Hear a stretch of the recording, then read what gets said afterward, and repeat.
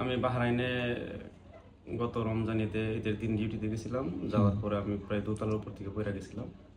পড়ে যাওয়ার পরে আমাকে হসপিটালে নিয়ে যায় এবং কি এখানে চার্জার অপারেশন করছে। আচ্ছা, এখানে ভিতরে রড আছে, আপনার জিআইটারের বান আছে, দুদিকে স্ক্রু মারা আছে। 6 মাস আগে না? জি, 6 মাস আগে।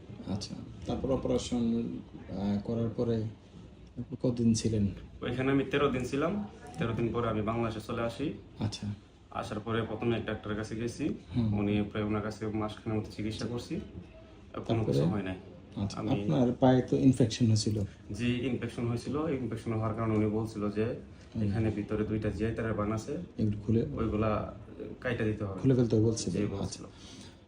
তারপরে কিভাবে আপনার বর্তমানে আলহামদুলিল্লাহ যে এক্সরে আজকে দেখলাম যে অনেক সুন্দর জোড়া লাগছে। জি আলহামদুলিল্লাহ, জোড়া লাগছে এবং কি আলহামদুলিল্লাহ সবই আপনার ইচ্ছা। আল্লাহ আমার হচ্ছে আমি উসিলা করছি মালিক। জি, এটা ইনফেকশন হয়েছিল, মানে এরকম মারাত্মক আমি নিজে বই পেয়ে গেছি।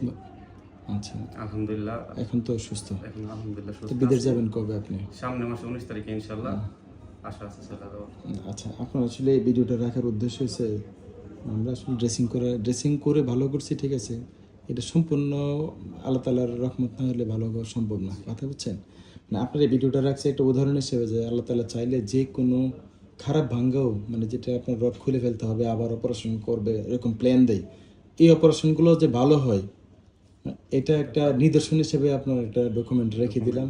ফেসবুকে থাকবে ইনশাল্লাহ, এটা মানুষকে বোঝানোর জন্য যে আসলে ধৈর্য ধরলে অনেক খারাপ বাঙাল। এই 6 মাসে তো জোড়া লাগে না, এই অপারেশন কিন্তু আপনার আমরা 9 মাস 1 বছর সময় লেগে যায়। জি আলহামদুলিল্লাহ। এবং আমি কি বিদেশের আশায় আমি অলরেডি বাদ দিয়ে দিয়েছিলাম যে মনে হয় আমার আর বিদেশ যাওয়া হবে না। আলহামদুলিল্লাহ আল্লাহ তাআলার সহমতে আলহামদুলিল্লাহ আমি সুস্থ হয়ে গেছি। আমার ভালো লাগছে, এই জন্য আপনার ভিডিওটা রেখে দেওয়া। ইনশাআল্লাহ। ভালো থাকেন ভাই, আসসালামু আলাইকুম।